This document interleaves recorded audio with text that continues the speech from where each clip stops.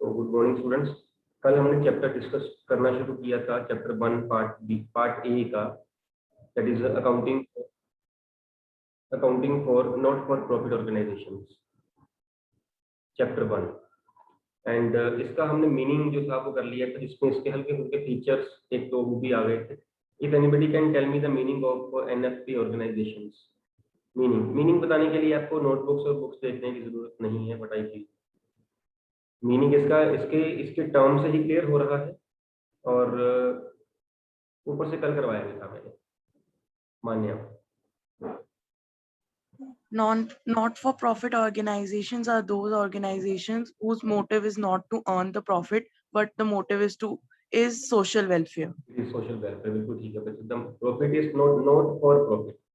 So those organizations which don't work for the profit motive but for the social welfare of the society, and these organizations are also known as dash. Entries के लिए ये कल बात हुई है। Notebooks मत देखा तो टाइम बहुत खराब होता है। आप हर एक चीज के लिए want afford to lose this much of time. हर एक बात के लिए आप नोटबुक्स को देखने लग पड़ते हो। चाहत नॉन प्रॉफिट ऑर्गेनाइजेशन एनपीओ बोल देते हैं, एनएफपी बोल देते हैं, इसको एनपीओ भी बोल देते हैं। These are the non profit organisations. इनका बिकॉज जो मोटिव है वही आपका जो है इसका प्रॉफिट अर्न करना नहीं है, वो सोशल वेलफेयर करना है। इसकी एग्जांपल हम ले सकते हैं। कैसे एग्जांपल इसकी ले सकते हैं हम? For example name any NPO, not for profit organisation. Yes Himanshu. और ऑर्फनेज, यस ऑर्फनेज इसमें आ जाएगा। और कोई? Armeen? Khalsa Aid. Good.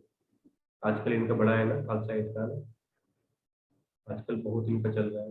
Kanav? Yes sir Robinhood army and Hemkunt foundation.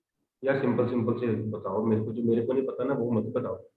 अब ये मैं इसके लिए मैं यस बोल दूं, मेरे को पता ही ना हो, है ना। जितना को मैं घर से पढ़ के आया हूँ उतना को बता दो मेरे को, बस सिंपल से जो मैंने कल बताए थे वो बता दो। ये होगा, हो सकता है ये हो, रॉबिनहुड वाला हो सकता है हो, आपने कहीं नेट से कहीं और देखा हुआ हो, but I am not sure about this कि ये है भी कि नहीं। मैं इसको यस कर दूं, आगे से बच्चा कोई लिख के आ जाए, उसका बोर्ड में एग्जाम गलत हो जाए, मेरा नाम बढ़ जाएगा वो। हम सिंपल सी, हम पर्टिकुलर नहीं बात करें, हम स्पेसिफिकली बात नहीं, कि हम जनरल बात करते हैं। खालसा एड भी आपने स्पेसिफिक बता दिया, लाइक हिमांशु सेड ऑर्फनेज, उसने नहीं कहा एबीसी ऑर्फनेज, एनी ऑर्फनेज, है ना, वो जो है वो एनपीओ में आ जाएगा। बिल्कुल ठीक है आपकी बात। Aditi? Sir religious places, yes. Hina? The old age homes. Clubs, different clubs are there, different societies are there, charitable hospitals are there, charitable dispensaries are there, sports clubs are there, various examples are there जो इसकी NPO की बन जाती है। Societies हैं वहाँ पे, charitable schools होते हैं, ये सारे जो हैं ये एनपीओ बन जाती हैं। अब because they don't work for profit motive, तो ये चलती फिर कहाँ से है? पैसा कहाँ से आता है इनके पास? पैसा भी तो चाहिए ना, एक्सपेंसेस तो करने ही है ना, प्रॉफिट ये कमा नहीं रही है, और they are not working for profit, तो इनके पास पैसा जो है, जैसे हम कल भी बात कर रहे थे, कहाँ से आता है अदिति? यस दीदी? Donations and subscriptions. डोनेशन से आता है, सब्सक्रिप्शन से आता है। जस्मीन, कहाँ से आता है पैसा? सर डोनेशन एंड सब्सक्रिप्शंस था, और लोन्स। और किससे आता है? Loans and grants that are provided by the government. Yes, loan वगैरह जो है, चलो लोन तो इनके एक लायबिलिटी बन गई। इनकम की अगर हम बात करें तो सब्सक्रिप्शन है इनके पास, डोनेशन है इनके पास, चैरिटी है इनके पास, है ना। कई मेंबर्स वैसे इनके जो है वो रेगुलर बन जाते हैं, वो सब्सक्रिप्शन पे कर देते हैं। कुछ मेंबर्स होते हैं रेगुलर नहीं होते, वो कभी कभी आते हैं, वो डोनेशन वगैरह दे, कुछ आए दे गए। कई मेंबर्स इनके रेगुलर होते हैं, वो हर महीने इनको पेमेंट करते हैं, क्लब्स वगैरह को, सोसाइटीज वगैरह को, वो इनकी इनकम कह सकते हैं, वो बन जाती है। तो रेगुलर इनकम इनकी यही होती है, एक सब्सक्रिप्शन, डोनेशन, चैरिटी जो रिसीव करी, और जब गवर्नमेंट इन्हें ग्रांट देती है वो भी इनके लिए इनकम बन जाती है। गवर्नमेंट ग्रांट वो भी इनकी इनकम बन जाती है। इस पैसे से जो है वो सारा कुछ अपने एक्सपेंसेस वगैरह करती है, ये ऑर्गेनाइजेशंस, और बाद में प्रॉफिट लॉस कैलकुलेट करती हैं। Prove me wrong in this.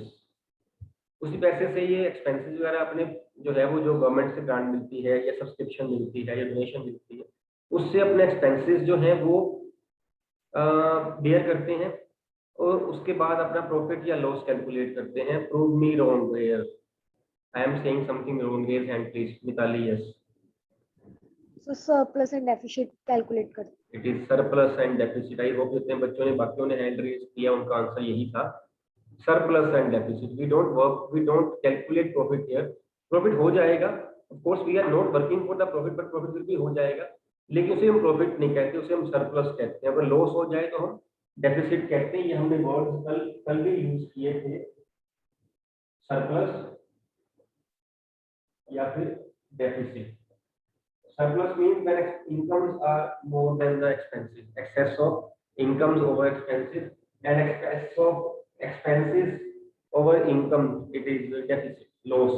इसे हम कह देते हैं, we don't use the word profit or loss, we use the word surplus or deficit or the excess of income over expenditure, whatever it is. ठीक, अब यहाँ पे इसमें जो हमने बातें करी हैं, इसकी फीचर्स वगैरह इसकी बन गई। ठीक है, हम इस चैप्टर में भी हम थ्योरी पार्ट में बाद में जाएंगे, पहले हम न्यूमेरिकल पार्ट में जाएंगे। जितना थ्योरी आपको लगेगा मेरे को जरूरी है बताना, मैं बताऊंगा, है ना। अभी हम थ्योरी ही कंटिन्यू करेंगे, थोड़ी सी रहती है अभी इसकी। और बाद में न्यूमेरिकल करने के बाद जो स्पेसिफिकली थ्योरी क्वेश्चंस हैं वो बाद में करने थोड़े से इजी हो जाएंगे। आपको बताना मेरे लिए और आपके लिए समझना वो इजी रहेगा। जो थ्योरी रिक्वायर्ड है वो पहले बतानी पड़ेगी, जैसे इसका मीनिंग बताया, इसकी फीचर्स बताई, इसके फंड्स कहाँ से आ रहे हैं वो बताया, है ना। अब जो इसमें टर्म्स हैं, कुछ टर्म्स हैं जो इससे ही रिलेटेड है, इसी से ही रिलेटेड है, वो टर्म्स हम डिस्कस करेंगे। कुछ टर्म्स आपने पहले सुनी होंगी, कुछ टर्म्स आपने पहले नहीं सुनी होंगी, हो सकता है। ठीक है, इससे पहले मैं आपको ये बता दूं कि यहाँ पे जो बुक्स ऑफ अकाउंट्स बनती हैं, बुक्स ऑफ अकाउंट्स उसकी तीन बुक्स बनती हैं। एक बनती है ऐसे फॉर्म्स में रिसीप्ट्स एंड पेमेंट्स अकाउंट, एक बनता है इनकम एंड एक्सपेंडिचर अकाउंट, और एक बनती है बैलेंस शीट। ये तीन चीजें हैं जो ये ऑर्गेनाइजेशन जो है वो प्रिपेयर करती है, receipt and payment, income expenditure and balance sheet. अब सम में आपको रिसीप्ट एंड पेमेंट अकाउंट दिया होगा, उसमें से आपने income and expenditure account and balance sheet जो है वो आपने प्रिपेयर करनी है। मैं यहाँ 6 मार्कर क्वेश्चन की बात कर रहा हूँ। हमने कल बात करी थी कि इसमें से 10 मार्क्स का पेपर आएगा and marks are 1, 3 and 6। 1, 3 and 6 मैं 6 की बात कर रहा हूँ। इसी में से ही 3 मार्कर बन जाना, इसी में से ही 1 मार्कर बन जाएगा। ठीक है, इसी में से ही बहुत सारे पॉइंट 6 मार्क्स में कवर होंगे। Now when I am saying about 6 marks, तो 6 मार्क्स में रिसीप्ट एंड पेमेंट अकाउंट आपको सब में दिया गया होगा, सब में दिया होगा। इनकम एक्सपेंडिचर अकाउंट और बैलेंस शीट इसमें से आपने बनानी है, प्लस इसकी रिसीप्ट एंड पेमेंट अकाउंट के बाहर कुछ एडजस्टमेंट्स 2, 3, 4 दी गई होंगी, उनकी हेल्प के साथ आपने इनकम एक्सपेंडिचर अकाउंट और बैलेंस शीट आपने प्रिपेयर करनी है। फाइन, ठीक। Receipt and payment account is nothing but summary of cash book. Last year की कैश बुक उसकी समरी है। देखिए, रिसिप्ट्स मीन जो पैसा आया, पेमेंट्स मीन जो पैसा गया, वही है। सेम, ऑलमोस्ट सेम है। वी कांट से कि सेम है, वी कैन से कि ऑलमोस्ट सेम है, but still there are few differences. इसको हम बाद में करेंगे। Difference between receipt payment account and cash book बाद में करेंगे। Differences are there.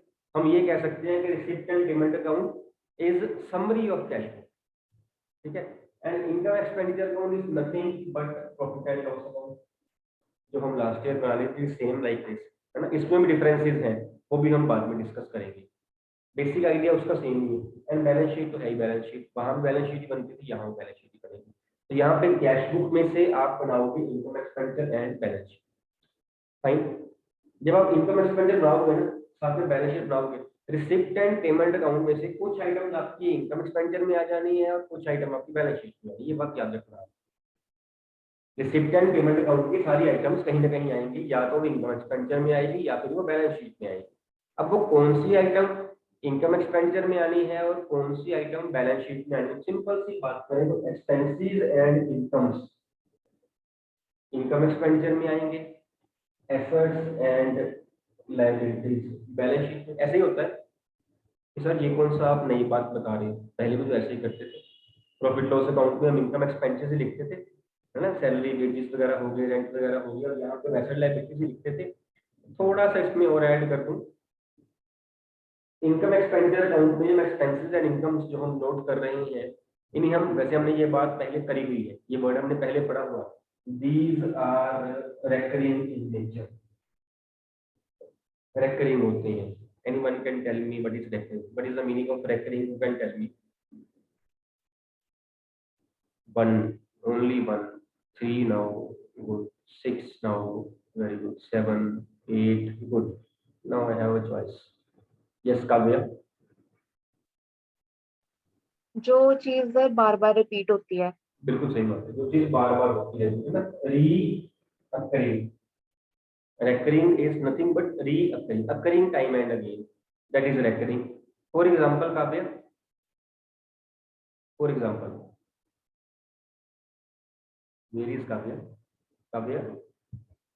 For example. एक मिनट। हाँ जी. Anyone else? No problem. Anyone else? Kanika. Yes. Electricity bills. Electricity bills. बिल्कुल। और हाँ जी, Salaries paid to the employees. Salaries, wages, carriage, cartage, depreciation, ये सारी, interest, commission, donation, subscription, all these are recurring, बार बार होनी है, ऑर्गेनाइजेशन के पास बार बार आनी है ये चीज, तो ये रिकरिंग है, चाहे वो इनकम हो चाहे वो expenses. Asset liabilities are non recurring in nature, non recurring in nature, बार बार नहीं हो रही है ये। फॉर एग्जांपल हिमांशु, दोबारा बोल दो बेटा, समझ नहीं आया, दोबारा बोल। Sale of fixed asset. Sale of fixed assets, purchase of fixed asset, sale of fixed asset receipt हो गई, purchase of fixed asset payment हो गई, है ना। फिक्स्ड एसेट्स को परचेज करना नॉन रिकरिंग है, बार बार तो नहीं। बिजनेस ने आज, ऑर्गेनाइजेशन ने आज लैंड परचेज कर ली, तो अगले महीने फिर लैंड परचेज कर लेगा, उसको सेल कर देगा, उससे अगले महीने फिर परचेज करके नेक्स्ट मंथ फिर सेल कर देगा। एक बार परचेज कर ली मशीनरी, बिजनेस ने, ऑर्गेनाइजेशन ने एक बार परचेज कर ली, फर्नीचर परचेज कर लिया, कहीं एफडी करवा दी, थोड़ी करवाता ही रहेगा, हर महीने करवा देगा। These are non recurring in nature, जो बार बार नहीं हो रही है। तो ये हमारी एसेट लायबिलिटी बन जाएंगी, रिकरिंग जो है वो हमारे एक्सपेंसेस एंड इनकम बन जाएंगे, उसके हिसाब से हम सब करते रहेंगे। हम रिसिप्ट एंड पेमेंट में यही देखेंगे वो रिकरिंग है कि वो नॉन रिकरिंग है, तो उस हिसाब से हम रिकरिंग होगा तो इनकम एक्सपेंस डाल देंगे, नॉन रिकरिंग होगा तो हम बैलेंस शीट में डाल देंगे। फ्यू टर्म्स आर सच, जो हमने अब सैलरीज, एक्सपेंसेस वगैरह हो गए, रेंट वगैरह, इंश्योरेंस, वो तो पता ही है हमें, but few terms are such जो इसी में ही चैप्टर में है, पेक्यूलियर टर्म्स है, वी कैन से, उसकी ट्रीटमेंट हमने देखनी कि हमने कहाँ करनी है, वो हम टर्म्स जो है अभी डिस्कस करेंगे। वो टर्म्स में एक टर्म है आपकी एंट्रेंस फीस।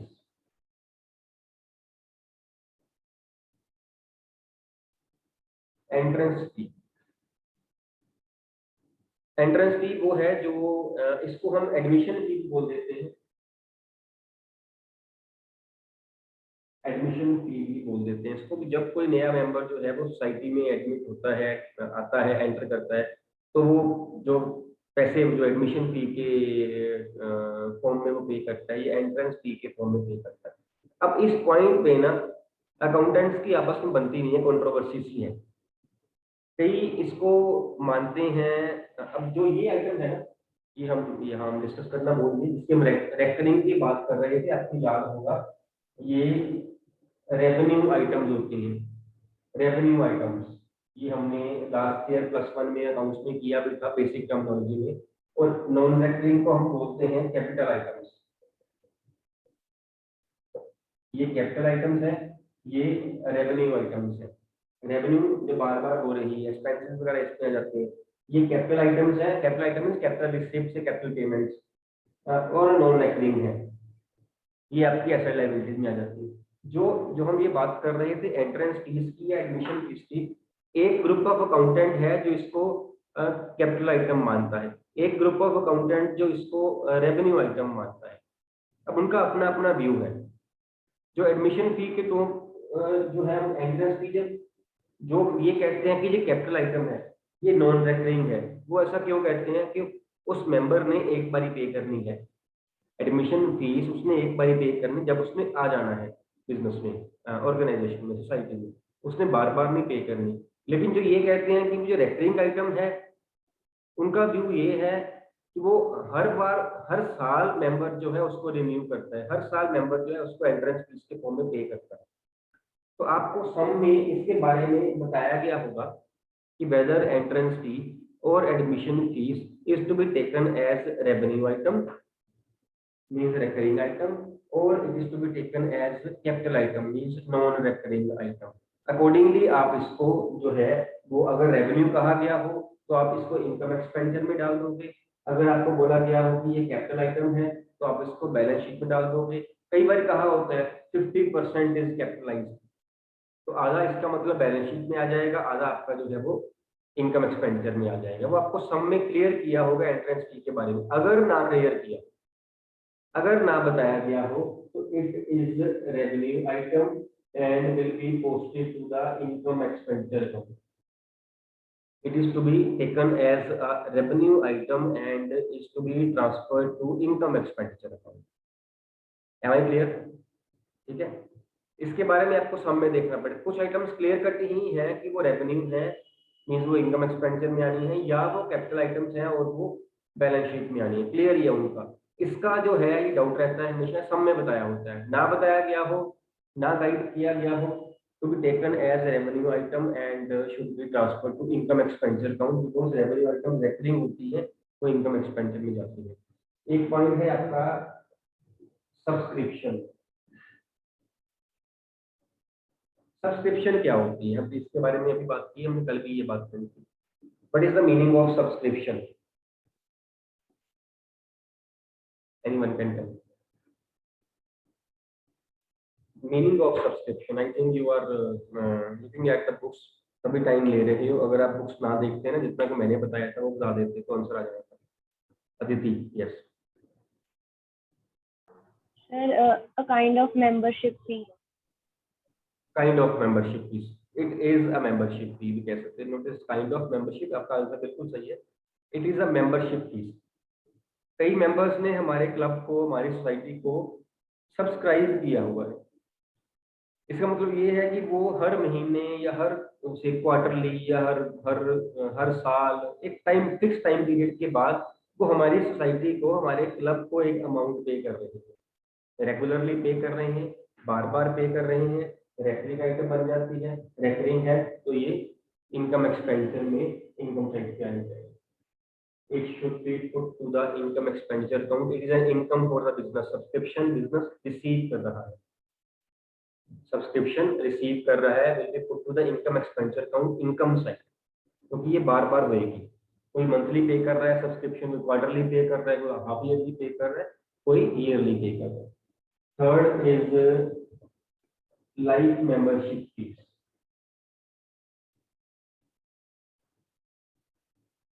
इसके भी नेम से इसका मीनिंग क्लियर हो रहा है, लाइफ मेंबरशिप फीस। मीनिंग इसको आप सब्सक्रिप्शन के साथ कंपेयर भी कर सकते हो। Jasmine, Sir, the fees that is given for the whole life to be a member of the ठीक है, यस। हिना ने भी हैंड रेज किया था, हिना यस। सर शायद कि मतलब जितनी भी आपकी टोटल वो मेंबरशिप फीस बनती है वो एक ही बार पे कर देना है। यस, वो टोटल नहीं एक बार पे करेगा, उसकी डिस्काउंट उसमें होगी। It is that amount which is to be paid to the club और the society to become a member for the life time. To become a member for the life time जो वो amount पे करता है वो उसकी amount जो है वो लाइफ मेंबरशिप फीस। ठीक, जो वो रेगुलरली पे करता है उसे हम सब्सक्रिप्शन टाइप काइंड बोल देते हैं। लाइफ मेंबरशिप फीस, कितनी बारी पे करेगा वो life membership fees? How many times a member will pay life membership fees? Yes, One. one time, once only. One time. So it will be capital item or revenue item? Capital. Capital item. Capital. Loan recurring है, so will be put to the income expenditure account or balance sheet? Balance sheet. Balance sheet. Will be put to the balance sheet. Balance sheet में ही आएगी. Then is donation. Donation वो है जो member ने किसी donor ने हमें पैसा पे कर दिया है, रेगुलर नहीं है, ऑफ कोर्स रेगुलर नहीं है, सब्सक्रिप्शन की तरह, है ना। सब्सक्रिप्शन तो ये है ना कि हर महीने आनी आनी। डोनेशन भी रेकरिंग आइटम है, टाइम फिक्स नहीं है। डोनेशन आज आ जाए, लाख रुपए की आ जाए, हफ्ता भर आए ना आए क्या पता। सब्सक्रिप्शन की अमाउंट फिक्स होती है, इसका डिफरेंस सिर्फ ये होता है। अब डोनेशन जो है ना ये आगे 2 टाइप्स की है, एक है जनरल डोनेशन, एक है specific donation. General donation and specific donation. जो जनरल डोनेशन है, it is that kind of donation which can be used for any purpose, किसी पर्पस, कोई वहां पर्पस मेंशन नहीं किया हुआ। स्पेसिफिक डोनेशन नेम से क्लियर हो रहा है, which can be used for that specific purpose only for which it has been paid. Suppose हमारा स्पोर्ट्स क्लब है, उसने कहा जी ये डोनेशन ले लीजिए, इसमें से ना आपने सिर्फ प्राइजेस पे करने हैं, मीन्स डोनेशन फॉर प्राइजेस। इसका मतलब ये हुआ कि हम उसमें से कोई और एक्सपेंस नहीं करवा पाएंगे किसी टूर्नामेंट का, कोई स्पोर्ट्स का। मैचेस हो रहे हैं स्पोर्ट्स में, कितने खर्चे होते हैं, है ना। मैचेस कंडक्ट करने के खर्चे हैं, कोई स्पोर्ट्स का सामान लेके आने के खर्चे हैं, कोई अंपायर्स को, रेफरीज को फीस पे करनी है उसके खर्चे हैं, कोई रिफ्रेशमेंट देनी है उसके खर्चे हैं, कोई स्पोर्ट्स पर्सन से आके रहना है उसके खर्चे हैं। अगर वो कहे जी ये लो 2 लाख रुपया, आप इसको मेरी साइड से स्पोर्ट्स क्लब में यूज कर लो किसी पर्पज के लिए, वो जनरल हो गई। अगर वो कहेंगे ये 2 लाख रुपया, इसमें से ना आपने सिर्फ बच्चों को प्राइजेस देने हैं पार्टिसिपेंट्स को, कोई और खर्चा नहीं करना, that is specific donation when the purpose is mentioned, and in that case that donation can't be used for any other purpose because the purpose has been given by donor. For that purpose only we can use that money. If it is general donation, it should be put to the income expenditure account. If it is specific donation, it should be there in the balance sheet. General income expenditure में, specific है तो वो balance sheet में आएगी। And if nothing is mention in the sum, बताया ही नहीं गया कि वो जो डोनेशन है वो जनरल है या वो स्पेसिफिक है, तो वो जनरल है, and will be there in the income expenditure account. I hope I am clear. किसी को यहाँ पे डाउट हो तो ये पूछ ले प्लीज। ऐसे ही सब्सक्रिप्शन भी हो सकती है, जनरल और स्पेसिफिक, ये भी हो सकती है, इसका भी सेम ही रहेगा। ठीक है, आगे चले। Number 5, fifth term is legacy. ये लीगेसी क्या होती है? बुक देखो, पढ़ लो और मेरे को बता देना कि ऑथर ने ठीक लिखा हुआ है। मैंने नहीं पढ़ाया अभी आपको लीगेसी के बारे में, मैंने बताया नहीं अभी आपको, मैं तो नॉलेज चेक कर रहा हूँ। अगर किसी को इस वर्ड का मीनिंग पता है तो आपसे जो भी पूछो फटाफट बुक देखने लग पड़ती है, पता नहीं सारा कुछ बुक से ही मिल जाना। लीगेसी, आपने अकाउंट्स छोड़ के इसका मीनिंग देना है। जो चीज मैंने बताई नहीं है आपको, मैं सिर्फ नॉलेज चेक कर रहा हूँ आपकी कि आपको पता भी है, अगर पता है तो ठीक है, नहीं पता इतनी बड़ी बात भी नहीं है। जो चीज समझाई गई थी, पढ़ाई गई थी, कल भी आज भी, कई मुझे उसका भी आंसर नहीं दिया तो फिर मैंने क्या कर दिया, है ना। मीनिंग फीचर्स हमने कल भी किए थे, मैंने आज भी रिपीट किए, उसमें से भी आंसर्स नहीं आए तो क्या हो गया, कुछ भी नहीं। अगर आपको आंसर पता है तो आप बता दीजिए। मैं I am not asking from account point of view. Jasmine, Jasmine. Sir, that is passed from generation to generation. That is pass from generation to generation, ठीक है बात। यस काव्या। फिर ये जैसे वसीयत होती है हिंदी में, जैसे हम कहते हैं। मैं इसी वर्ड में मैंने आना था, बिल्कुल आंसर सही है आपका, मैंने वसीयत पे ही आना था।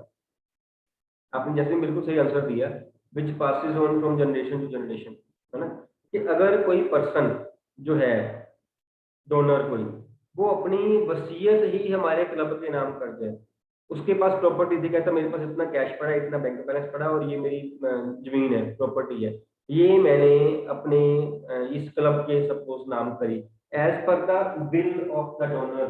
ये बहुत इंपॉर्टेंट वर्ड है यहाँ पे,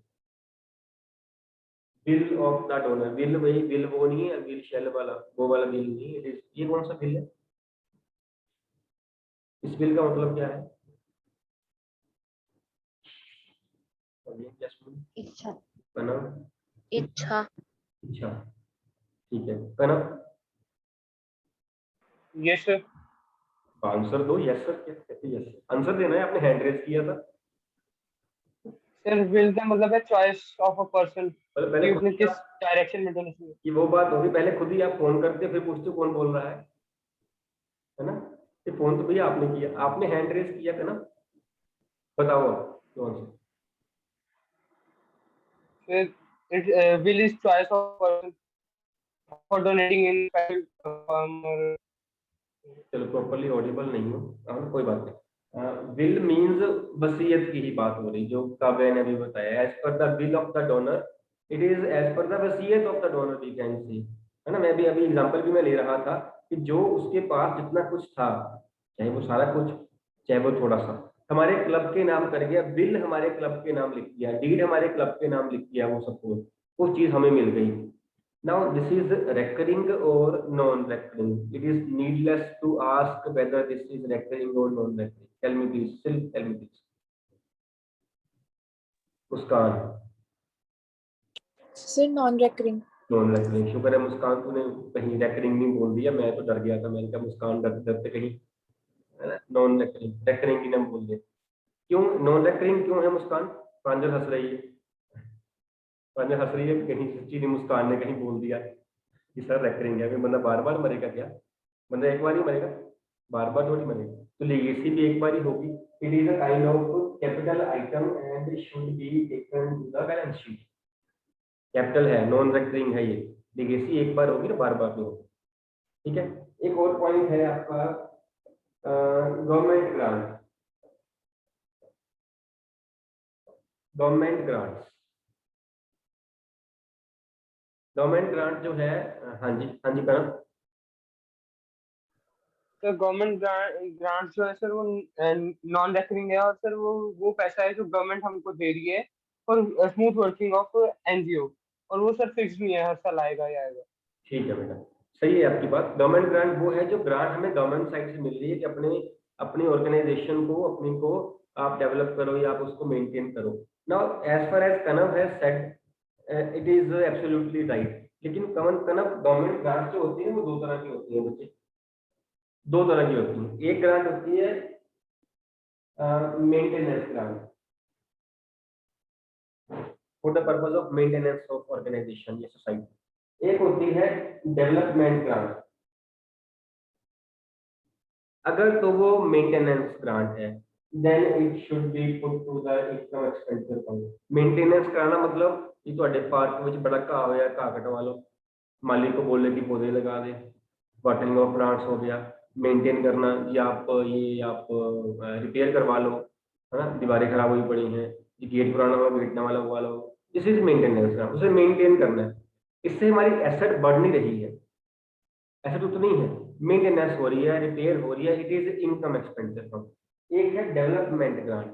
डेवलपमेंट ग्रांट क्यों आती है कि जी आपके पास ना, आपका स्पोर्ट्स क्लब है, आपके पास ना जिम नहीं है, जिम बनाओ, एक नई बिल्डिंग, नया पोर्शन बनाओ, वहां पे जिम बनाओ।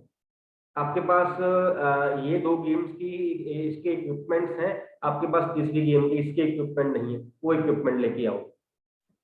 जब गवर्नमेंट ग्रांट इस पर्पस के लिए दी तो स्पेसिफिक बन गई, it should be put to the balance sheet. Balance sheet done, ठीक है बात। ये सारा कुछ जो है, ये मेन टर्म्स हैं। टर्म्स तो और भी आती रहेंगी, हम बीच में डिस्कस करते रहेंगे, लेकिन कुछ ये 5-7 टर्म्स ऐसी हैं जो पहले डिस्कस होनी जरूरी थी, और उसके हिसाब से मतलब ये टर्म्स जो है ना, ये तकरीबन हर सम में होनी है। ये तो एंट्रेंस फीस, सब्सक्रिप्शन, डोनेशन वगैरह, ये 3 टर्म्स वैसे ऑलमोस्ट हर सम में होनी है। ठीक है, हाँ जी मुस्कान। सर इसमें मेंटेनेंस रेकरिंग होगा मेंटेनेंस रेकरिंग होगा बिल्कुल बेटा, क्योंकि वो और कौन डेवलपमेंट नॉट रिलीज कर रहा है, रिपेयर कर रहे हैं। डेवलपमेंट हो तो फिर वो दूसरा है, कैपिटल आइटम है, नॉन रेकरिंग। तो ये टर्म्स हैं, इन टर्म्स को आप कल पढ़ के आओगे, बिकॉज ये पढ़ना आपके लिए बहुत जरूरी है, कौन सी आइटम रेवेन्यू लेनी है, कौन सी कैपिटल लेनी है, बिकॉज अल्टीमेटली इसमें मिस्टेक यही होनी है कि सर इसको इनकम एक्सपेंस लेना है कि इसको बैलेंस शीट लेना है, या बाद में कैलकुलेशंस आनी है, वहां पे आपको थोड़ी सी प्रॉब्लम आ सकती है। लेकिन उसके लिए पहले आपके पास ये चीजें क्लियर होनी चाहिए कि कौन सी चीज जो है वो कहाँ आनी है, ये क्लियर होगा। बाकी है टर्म्स और भी हैं, इसको एडवांस में मैं डिस्कस नहीं कर रहा हूँ, जब सम आएगा तब डिस्कस करेंगे। वो बहुत सिंपल सी टर्म ही नहीं होगी, वो पॉइंट नया नहीं होगा, टर्म पहले सुनी होंगी, सिर्फ वो रेकरिंग है कि नॉन रेकरिंग है, मीन्स कैपिटल है कि रेवेन्यू है, यही वहां पे हम डिस्कस करेंगे। उसके हिसाब से आपको वो समझ आ जाएगा। ये वो टर्म्स थी, कई आपने पहले सुनी हुई थी, कई आपने पहले नहीं सुनी हुई, और कई जो सुनी भी हुई थी पहले आपने, उसका मीनिंग कुछ और सुना हुआ था आपने। ठीक है ना, तो ये टर्म्स ऐसी हैं जो आपको पहले लर्न करनी पड़ेंगी, ये आप कल करके आना। और अभी के बारे में कोई डाउट है तो आप पूछ लीजिए, मैं क्लियर कर देता हूँ। कल से हम होपफुली सम जो है वो स्टार्ट कर लेंगे इससे, कल से हम सम स्टार्ट कर लेंगे। और चैप्टर, ये चैप्टर ऐसा है, अगर आपने साथ में पकड़ लिया तो चैप्टर आपको बड़ा इंटरेस्टिंग लगेगा, बड़ा मजा आएगा करने में। अगर कहीं आपने इसको बीच में छोड़ा, कोई बात नहीं, कल कर लेंगे या परसों, फिर चैप्टर आपको तंग करना शुरू कर देगा।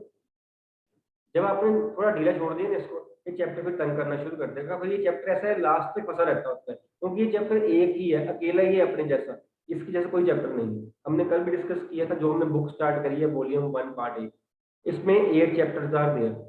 फर्स्ट चैप्टर ये है 7 चैप्टर्स पार्टनरशिप, वो 7 चैप्टर्स काफी कुछ आपस में मिलता जुलता है, इसके जैसा कोई नहीं है। ये सैंपल पीस हम कह सकते हैं, ये जरा अकेला ही है। मतलब ये नहीं होगा कि जब ये छोड़ा तो कोई बात नहीं, बाद में पकड़ लेंगे, किसी और चैप्टर से रिलेट नहीं होना। जब भी आपको ये करना पड़ेगा, ये अकेला ही करना पड़ेगा, चैप्टर ऐसा है। ठीक है, इसको छोड़ना मत, इसको पकड़े रखना चैप्टर को, इसको साथ साथ में करते रहना। हम उल्टा करेंगे चैप्टर को, हम 6 मार्कर से स्टार्ट करेंगे पहले। आप देखना आपके 1 और 3 बीच में आ जाएंगे। अगर हम 1 और 3 करेंगे ना, तो इसमें वर्किंग नोट्स ऐसे होते हैं जो 6 में आते हैं, यानी यहाँ करने मुश्किल हो जाते हैं। हम करेंगे स्टार्ट 6 मार्कर्स, उसके बाद 1 मार्कर्स आपके झट से हो जाएंगे, जल्दी हो जाएंगे। ठीक है, और 6 मार्कर्स ही पहले हम इजी वाले स्टार्ट करेंगे, सो दैट कि आपका बेस बन जाए। ये चैप्टर बड़ा ही 10 मार्क्स एक चैप्टर, आप देखो वो 7 चैप्टर्स और 30 मार्क्स है ना। पिछला हमने की बुक की 5 चैप्टर्स 20 मार्क्स, इसकी इसकी वेटेज बड़ी ज्यादा है इस चैप्टर की। ठीक है, अदिति ने हैंड रेज किया था, yes Aditi, what do you want to ask?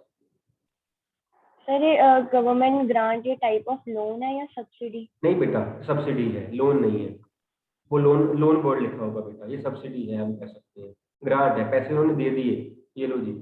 आपको शायद पता हो कि ना पता हो, जितने म्यूनिसिपल कॉर्पोरेशन के अंडर पार्क्स आते हैं, जो सोसाइटी उस पार्क को मेंटेन कर रही है, अगर वो सोसाइटी रजिस्टर्ड हो, 2000 रुपया पर मंथ पर पार्क मिलता है गवर्नमेंट की साइड से। 2000 रुपया कि आप पार्क मेंटेन करो जी, जिससे घर के आसपास पार्क है, ये लोग पकड़ो 2000 रुपया सोसाइटी को दिया जाएगा, आप लोग पार्क में, अगर वो सोसाइटी हो और वो रजिस्टर्ड हो, 2000 रुपया पर पार्क आता है महीने का।